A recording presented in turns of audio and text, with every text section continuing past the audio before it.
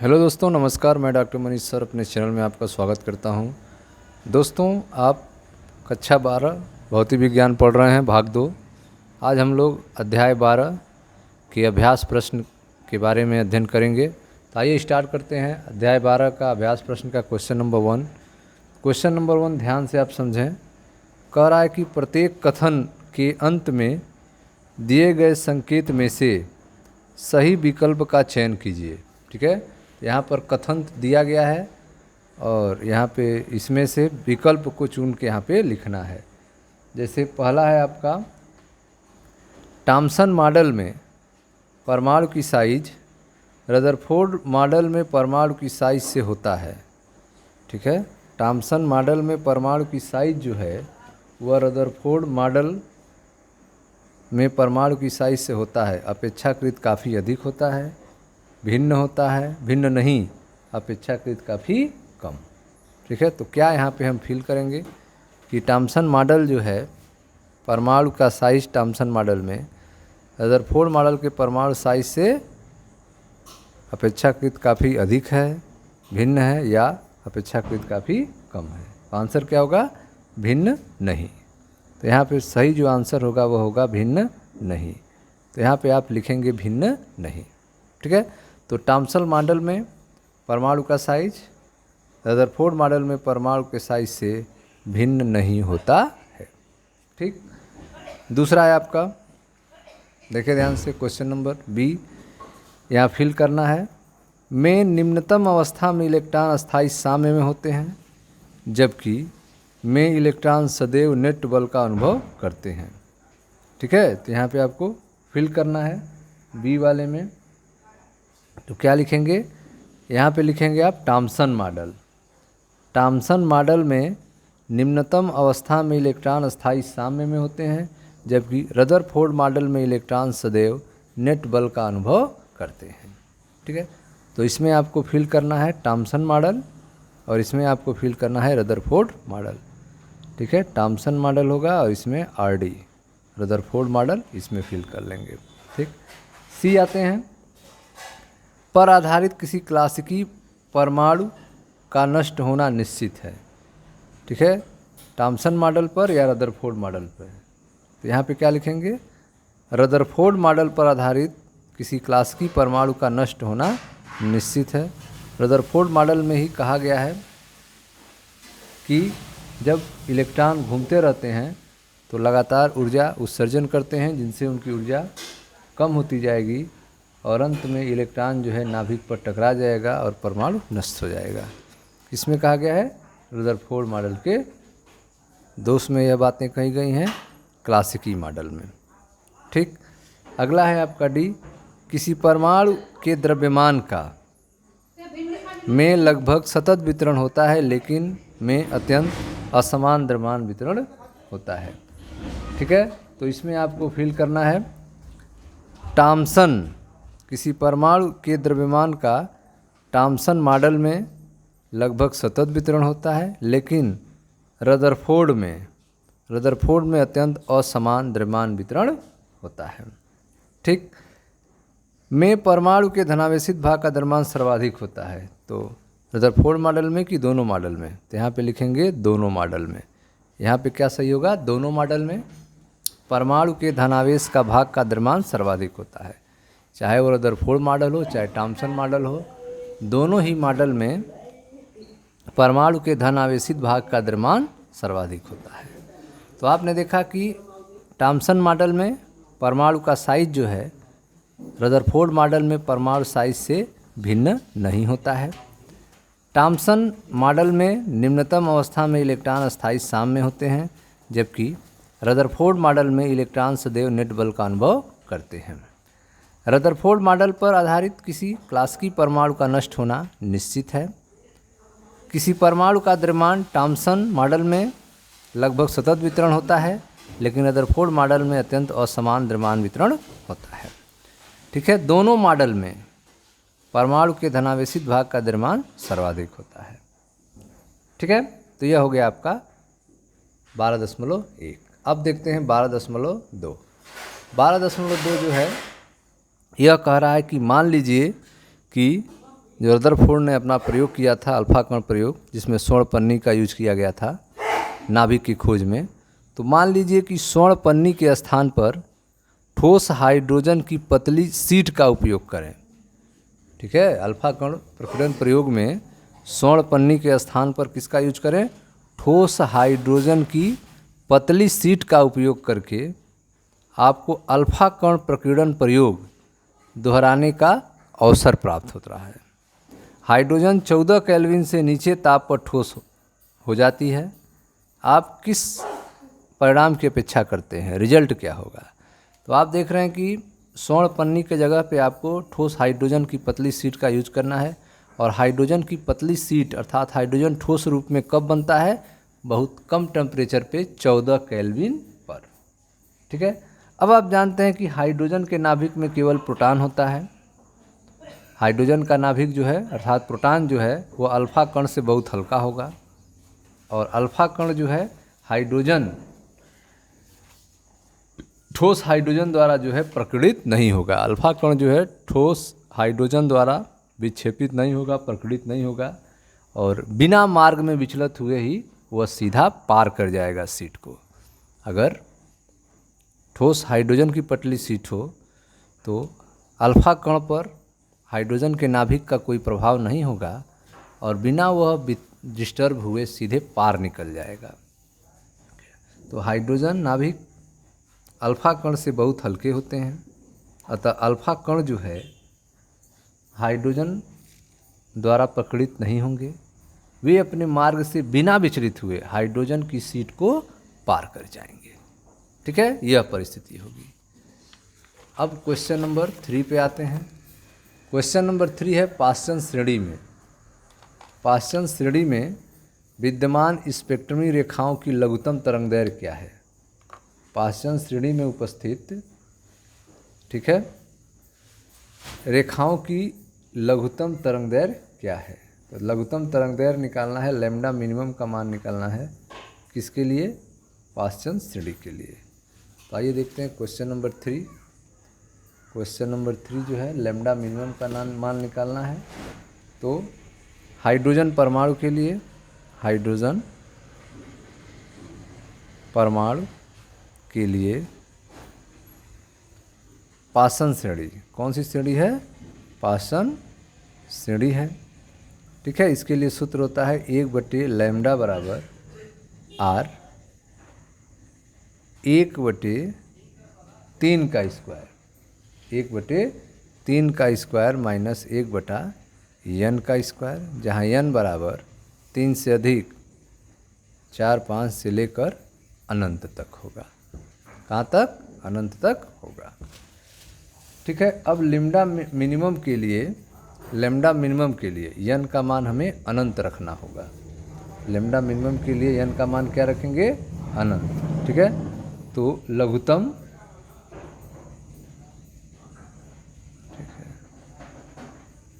लघुत्तम तरंग दैर्घ्य, लघुत्तम तरंग दैर्घ्य के लिए, लघुत्तम तरंग दैर्घ्य के लिए 1/लैम्डा मिनिमम बराबर, 1/लैम्डा मिनिमम बराबर R इन ब्रैकेट 1/3 का स्क्वायर, 3 का स्क्वायर 9 हो जाएगा, अब माइनस 1/n का स्क्वायर, यहाँ n क्या रखेंगे? अनंत रखना पड़ेगा। ठीक है, n का मान जो है अनंत रखना पड़ेगा और 1/अनंत क्या होता है? 0 होता है। तो 1/लैम्डा मिनिमम बराबर R 1/3 का स्क्वायर 9 हो गया और 1/अनंत क्या हो गया? 0 हो गया। तो यह हो जाएगा आपका R/9। 1/लैम्डा मिनिमम बराबर हो जाएगा R/9, या लैम्डा मिनिमम बराबर क्या हो जाएगा? लैम्डा मिनिमम बराबर 9/R हो जाएगा। लैम्डा मिनिमम बराबर 9/R। तो 9/R का मान रखेंगे। R का मान रिडबर्ग नियतांक का मान 1.097 × 10⁷ प्रति मीटर होता है। प्रति मीटर, तो मीटर यहाँ बराबर में चला जाएगा। ठीक है, अब इसी को सॉल्व करना है। तो अब इसको सॉल्व आप करेंगे, ठीक है, इसको आप सॉल्व करेंगे तो भाग देंगे इसमें, 7 ऊपर जाएगा ठीक है, 7 को ऊपर ले जाना है। चलो एंगस्ट्राम में आंसर अगर लिखना हो तो ऋण 10 होना चाहिए, तो 7 है, ऊपर ऋण 7 हो जाएगा, तो 9 में 0 बढ़ाते हैं 3, तो 9000 1.097 गुणे ऋण 7 और 8 9 10 ऋण 10, ये हो जाएंगे। अब यहाँ भाग देंगे, तो भाग देने पर आएगा आपका 8204.1 एंगस्ट्राम। ऋण 10 का मतलब एंगस्ट्राम हो गया, तो लैम्डा मिनिमम का मान आएगा 8204.1 एंगस्ट्राम। 8204.1 एंगस्ट्राम यह आएगा लैम्डा मिनिमम का मान। तो यह था क्वेश्चन नंबर 3। अब देखते हैं क्वेश्चन नंबर 4।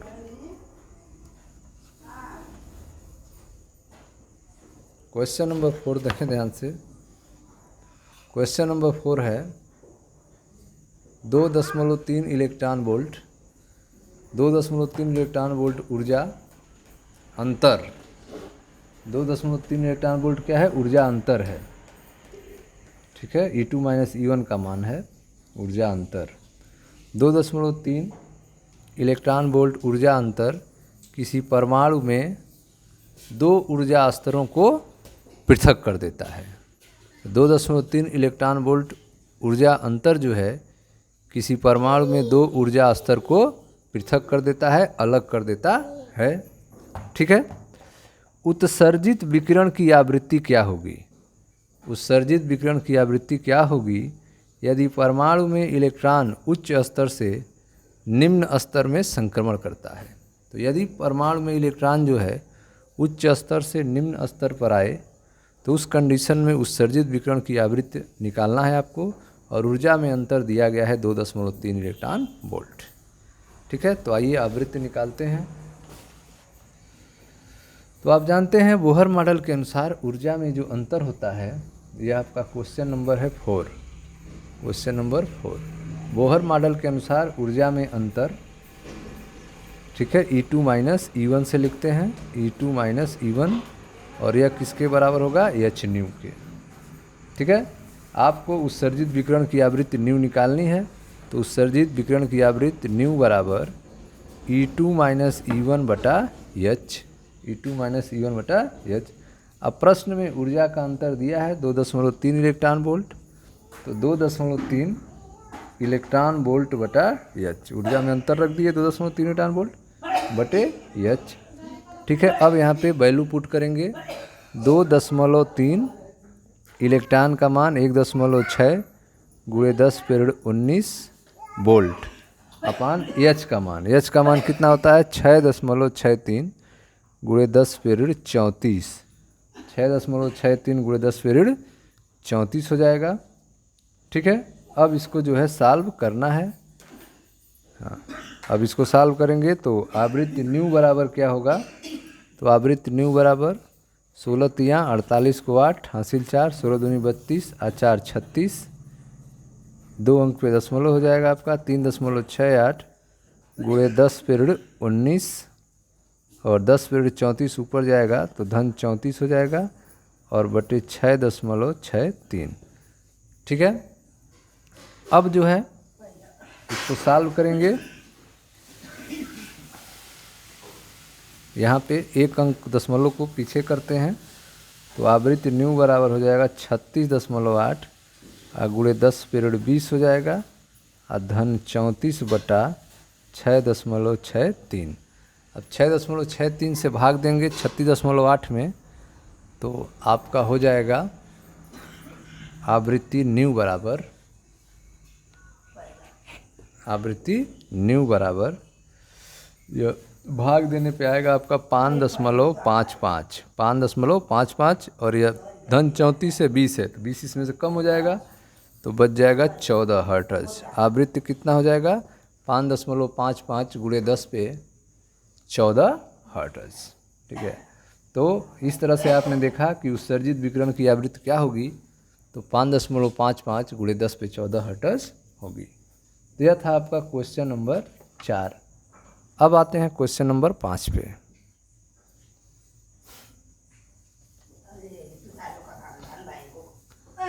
क्वेश्चन नंबर 5 देखते हैं।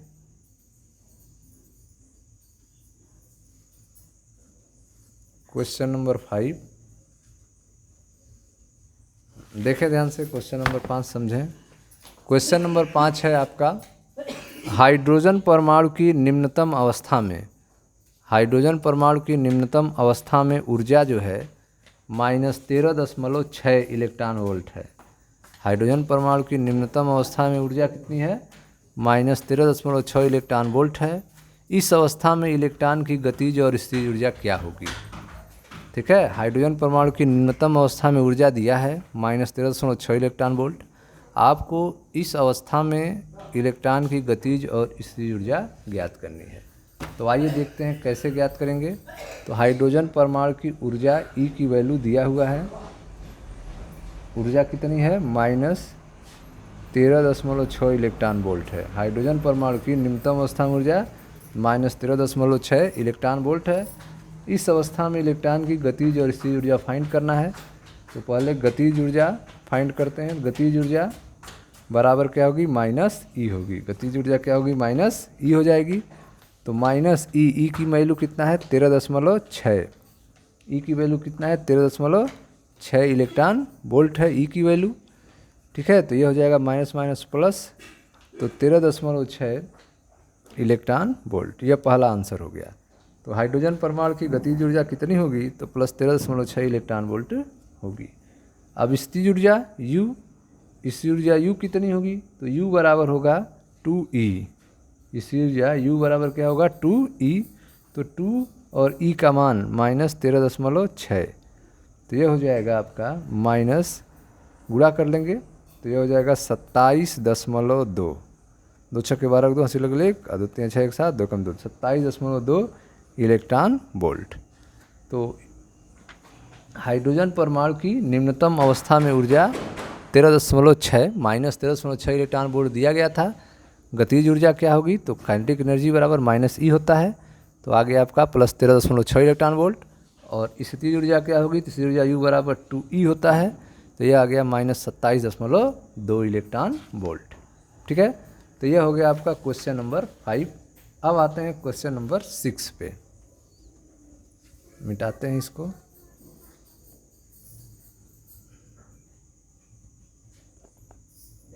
देखें ध्यान से क्वेश्चन नंबर 6।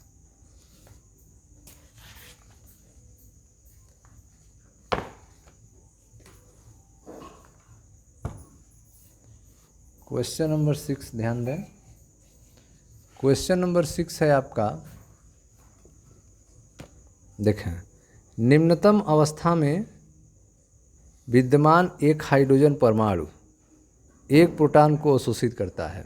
ठीक है, निम्नतम अवस्था में ग्राउंड स्टेट की बात कर रहा है कि निम्नतम अवस्था में विद्यमान एक हाइड्रोजन परमाणु एक प्रोटॉन को अवशोषित करता है, जो इसे n बराबर 4 तक उत्तेजित कर देता है।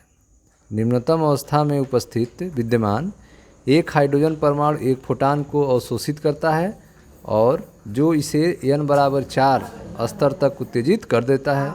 प्रोटॉन की तरंग दैर्घ्य और आवृत्ति ज्ञात कीजिए। प्रोटॉन की तरंग दैर्घ्य ज्ञात करना है और आवृत्ति आपको ज्ञात करना है। प्रोटॉन की तरंग दैर्घ्य और आवृत्ति ज्ञात करना है। क्वेश्चन नंबर है आपका 6। तो आइए देखते हैं कैसे लगेगा क्वेश्चन नंबर 6 को।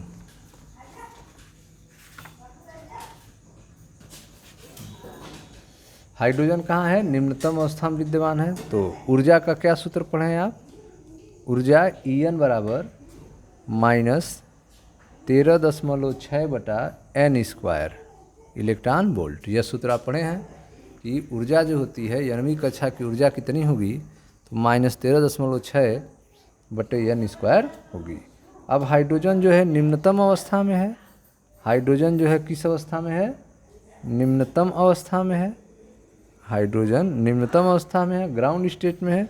निम्नतम अवस्था मतलब n बराबर 1 में है। ठीक है, तो इसकी ऊर्जा कितनी होगी? तो निम्नतम अवस्था n बराबर 1 में ऊर्जा E1 बराबर होगी, n बराबर यहाँ 1 रखेंगे तो आ जाएगा 13.6 इलेक्ट्रॉन वोल्ट। ठीक है, और फिर कह रहा n बराबर 4 में पहुँच जा रहा है। तो n बराबर 4, अस्तर में ऊर्जा कितनी होगी, अस्तर में ऊर्जा, तो n बराबर 4 अस्तर में ऊर्जा निकालना पड़ेगा। तो E4 की वैल्यू आपको निकालनी है, E4। तो पहले तो n बराबर 4 स्तर में ऊर्जा, E4 बराबर, तो E4 बराबर -13.6 अब बटे n स्क्वायर, तो 4 का स्क्वायर करेंगे, 4 का स्क्वायर क्या हो जाएगा 16, ठीक है। अब इसमें भाग देंगे 16 से, तो यह आ जाएगा आपका 0.85, 0.85 इलेक्ट्रॉन वोल्ट यह हो जाएगा। 16 से भाग देने पर आ जाएगा 0.85 इलेक्ट्रॉन वोल्ट, ठीक है। अब अवशोषित फोटान की ऊर्जा कितनी होगी, ठीक है। अवशोषित फोटान